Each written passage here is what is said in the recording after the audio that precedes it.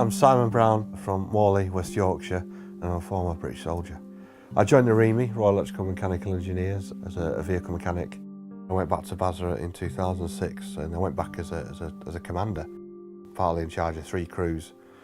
Again, doing the same job in Basra. We were recovery and maintenance, that sort of thing.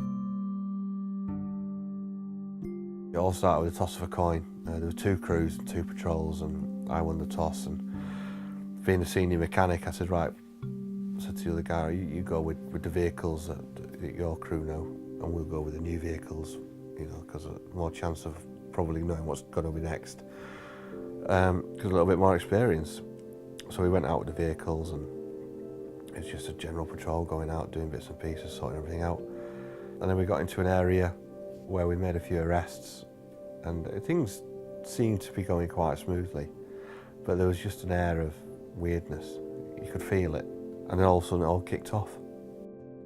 We put fire back down on the enemy, tried to subdue the area, and then the call came, right, yeah, this is stupid, let's get out of here. So our vehicles started pulling out, and then I got a call that one of the vehicles didn't move out. It had broken down, it was stuck. And obviously the insurgents had realised that it was a sitting duck.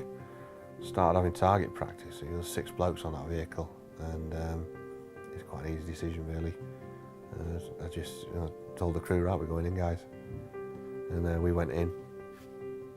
Did the hard work. We hooked up the vehicle, because obviously we've got basically quite heavy recovery equipment. You think, we've got a 30-ton vehicle towing a 15-ton vehicle. The tow bars are quite bulky. So the guys got out, we did the work, we did the job, we sorted it all out, climbed back on the vehicle.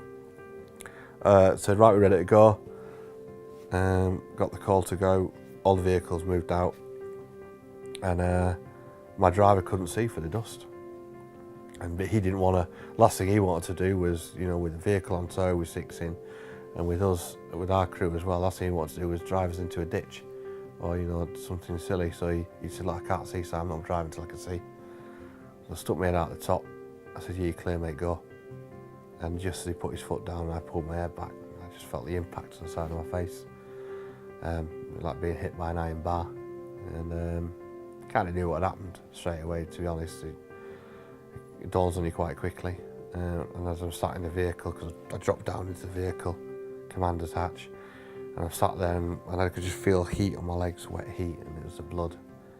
I didn't realise blood was that hot. And and from there, what happened was, I kind of knew I was in trouble, but I didn't realise how much trouble. So my palate collapsed, so I had to put my thumb in my mouth and hold my palate up so I could breathe. I was trying to bandage up my face, which I was told later on I did a really bad job of. And I also had to try and stay calm and not go into shock. And one of the things that helped me big time was the fact that I didn't realise how badly hurt I was. So I didn't panic as much as I probably should have. And then we just bugged out the area, so for 25 minutes I kind of did my own first aid. We got out of the killing zone to a safe place, and the medic jumped on the vehicle, and then what he did was he just kind of held my arm, and he was relaying information so they were ready for me to go back to Palace, assessing consciousness levels and things like that. And yeah, he did a really good job, and pretty brave guy, as his arse hanging out the top of a truck, driving through Basra. And there's another sergeant major who was kind of on top of the vehicle, commanding it, in open thing. And yeah, a lot of time for those guys. They got me back to the Palace, and and like I said, I found the confidence to rebuild my life, and I found the techniques. I'm very grateful to military charities such as Blind Veterans UK, Royal British Legion, Help for Heroes, because they've all had a hand in, they've all done bits and pieces to help.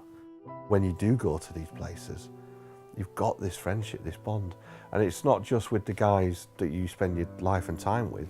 I didn't know these guys. I'd met them that morning, the guys that we went in to get, but they were in uniform, they were British soldiers. So therefore, by proxy for me, they were good guys, and they deserved someone making an effort for them. The medic that jumped on the vehicle and the sergeant major, they met me that morning. And they made an assessment that I was a good guy and I was worth making an effort for. And that's what you do. the uniform tells you that these people need, you need to do something for them because it's the right thing to do.